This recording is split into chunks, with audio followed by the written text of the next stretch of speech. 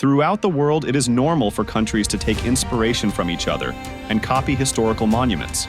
For example, America has its obelisk in the form of the Washington Monument, they have the Las Vegas Pyramid, and Sphinx, and so on.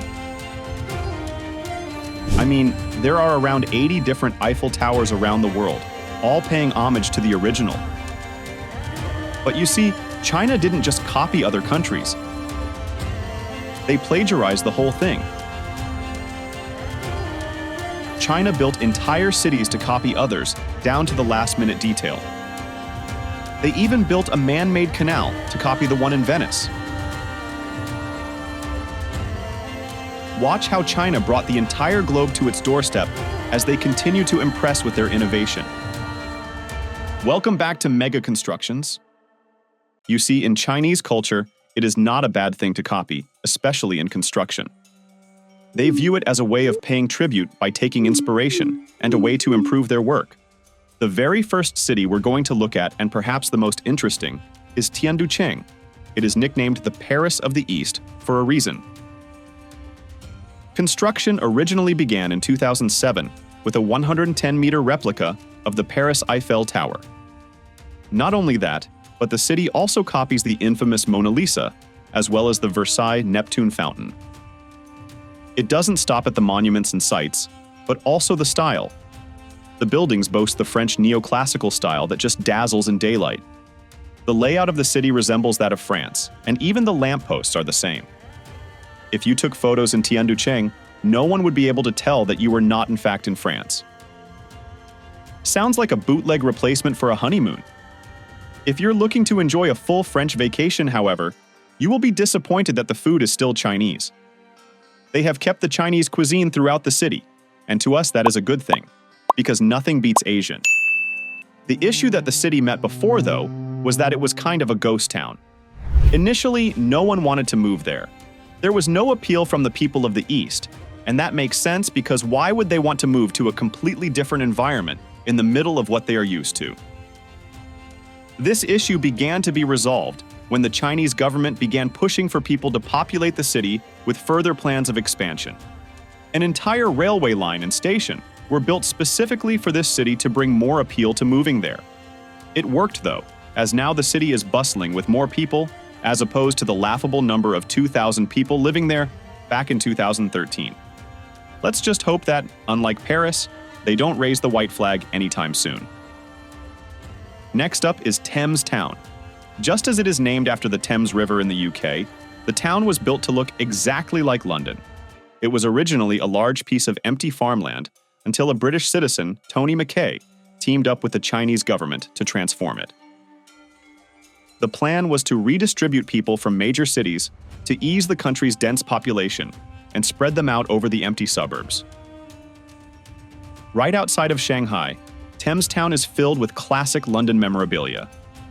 They even have exact replicas of British buildings, such as the Christ Church in Bristol. The lampposts are still the same, something that seems to be a recurring theme. An entire copy of the London Tower Bridge was built, but they even exceeded the original this time. The Chinese version is double in size with 4 whole turrets to support it. Voldemort would have had his work cut out for him to destroy this one, like he did in the movies. The project cost around $770 million over the course of 5 years in 2006. Unfortunately, the city only attracted tourists looking to take their honeymoon pictures, and rarely anyone lives there.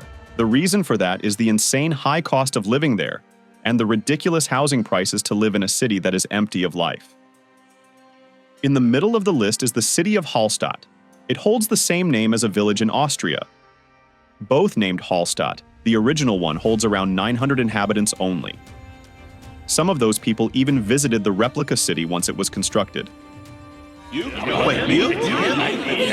It has the same layout, the same ponds, and the same classical European architecture. It even features a mini replica of the original city just to give credit to the original author.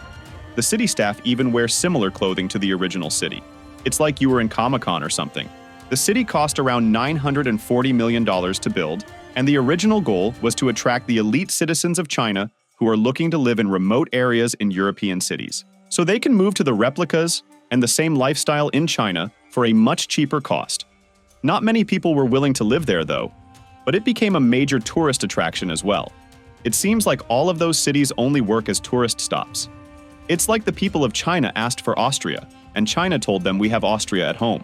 Just make sure you don't reject anyone from art school over there, or Taiwan is starting to look shook. The most popular city on this list, and perhaps the most habitable, is Suzhou City. It is a small city next to Shanghai that is nicknamed the Venice of the East by Marco Polo himself. The city features man-made canals, gondolas, and even has its very own Leaning Tower of China. But this one was accidental. Let me explain. Centuries ago, during the 10th century, there was another regular Buddhist temple in the city. Over the course of 400 years after it was built, the ground around it began to soften, causing the tower to lean all by itself. So even when they weren't looking to cheat, they still ended up copying the other city to a T. The city has many restaurants that are similar to the ones in Venice, offering the same cuisine. The pasta, pizza, and everything else almost tastes exactly like the ones in Venice. Trust us because we've been there, and honestly, the food and the culture there are astonishing. Speaking of culture, the traditional Chinese culture and essence are not lost in this city. They have kept much of what makes Chinese culture unique in the form of the ancient temples and gardens surrounding it. This is one of the most beautiful aspects of the city. Combined with the European heritage, it truly is one of the most beautiful places in the world. It is no wonder that it is the most populated city in this video, with almost 11 million inhabitants living there. The last entry in this list is Sanweng. The town is meant to copy the place of birth of William Shakespeare in England. The name directly translates to the Three Masters. It is meant to honor Tang Zhaozhou, Miguel de Cervantes, and William Shakespeare, all respected and legendary authors in their own rights. Originally, China only planned to build a replica of Shakespeare's house to celebrate his life and legacy. They also wanted to include the Avon River that overlooked his house in Stratford-upon-Avon. Yes, that's what his hometown is called. Huh? After moving with this plan, they then decided to celebrate Cervantes by adding a miniature replica of his home as well. After that, they decided once again to expand and build an entire town to complete the birthplace of Shakespeare. It was then that the Shakespeare Birthplace Trust charity organization came into work alongside the Chinese government to oversee the historical and cultural accuracy of anything Shakespeare-related by making sure everything was as close to real life as possible. They then experienced a delay when the Chinese government banned the initiation of copycat towns in 2020. They had finally had enough of copying others and decided to focus their architects and engineers on preserving and improving their own culture and traditions and build their own unique and original cities and towns. Something that might prove to be a successful gamble. Just look at the city of Chongqing and what they achieved when they focused on themselves.